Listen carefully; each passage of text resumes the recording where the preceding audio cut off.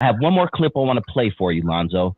This one is a little bit longer. It's about a minute. Oh, it's not even a minute long. But this is where you're mentioned. And to me, everything sounds pretty legit, but let's listen to this, 53-second clip.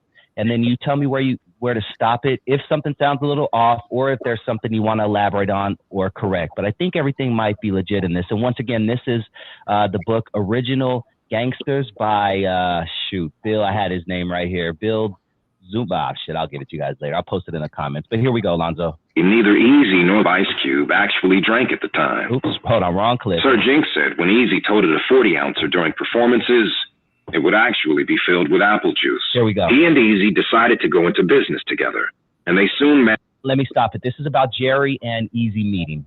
So this is his recollection, or what he's gathered the information of Jerry and Eazy E meeting. He and Eazy decided to go into business together, and they soon met at Cahuenga Boulevard restaurant, Martoni's. Also there were Heller's partner, Maury Alexander, and the other Michel'le artists they were working with, including Rodney O and Joe Cooley, Rudy Pardee, Russ Parr, the Unknown DJ, Alonzo Williams, Arabian Prince, and Egyptian Lover. There was friction about Heller's increasingly close ties. Go for it. Go ahead. No, go ahead. Go ahead. Let me finish it. Go ahead. Finish that. Okay, keep going. All right, here we go. Keep going.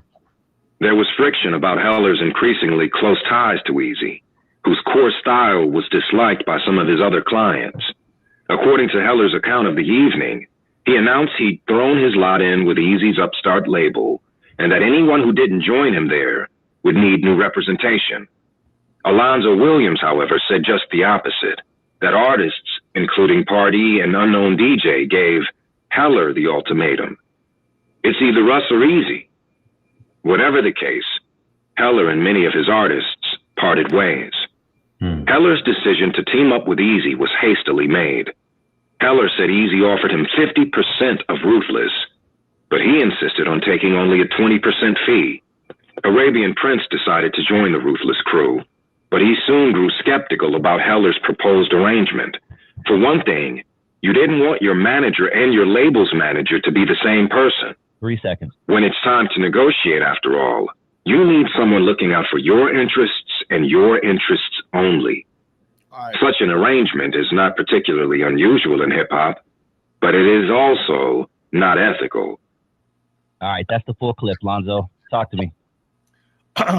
Martoni's was a spot we always met at. It was off of Cahuenga, like he said. Rodney O wasn't there. Atrid, it was me, Rudy, Lisa, Egypt, Unknown. We were the powerhouses of West Coast hip hop at that time. We had formed our own distribution company, West Coast Record Distributors. We distributed our offices on 54th and Western. We had the old Good Fred offices. We made the ultimatum. Jerry was trying to convince us to stay with him. He was trying his best to convince us that Eazy wasn't there. Maury wasn't there. It was just Jerry and us, and Lisa spoke for Egyptian Empire, because Egypt was one of the first ones to work with Jerry Heller. Maury represented the Dream Team. I had just signed to Jerry Heller right after we had our CBS deal, so I still had another year or so on my contract with him. Unknown didn't like him from the jump street. Unknown ain't never liked him. So we all sitting back there in Martoni's, and Jerry is trying to convince us, by us being under his representation, that would give him a lot of power, give us more gigs, blah, blah, blah. But we weren't checking for the whole bitches and hoes thing, Doc. We all Gen Xers, man. It's just some shit we wasn't gonna fly with. And even, Jerry played, he flipped it in his book to say that he did all, he gave us an ultimatum, and far as him being 50% owner, Eazy offering 50%, that was not true, because the original plan for Ruthless was everybody was going to be a partner. It was supposed to be a partnership between Dre, Eazy, Yella, Arabian, and Cube.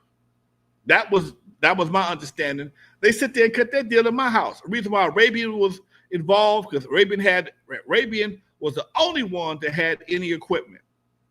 Yella came with Dre from Wrecking Crew.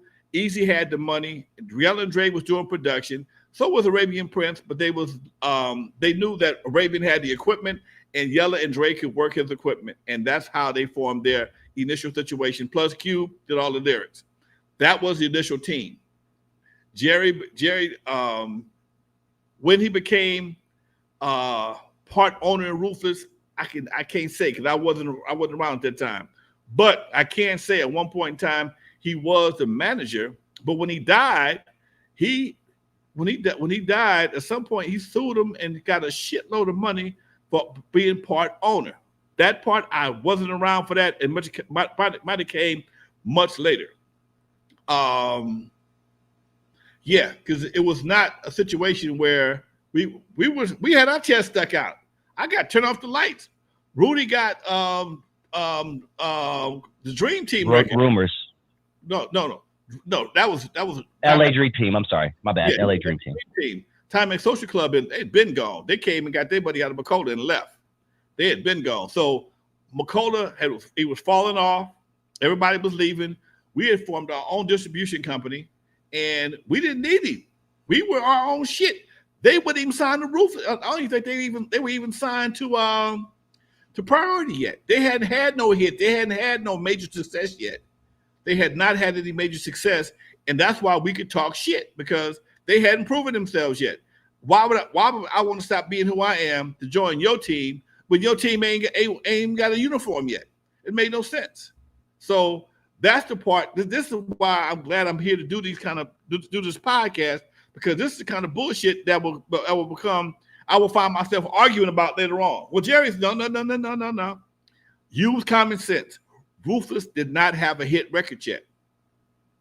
We sold them, the four of us, Rudy, Rudy from Dream Team Records, Unknown, myself, and Rudy in Egypt formed West Coast record distributors. We're the ones that broke JJ Fast Supersonic. Rudy sold Supersonic to Rufus.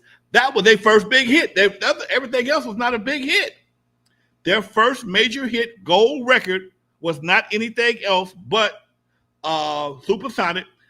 Later on, Michel'le re-released the album with them all sitting on the Jeep.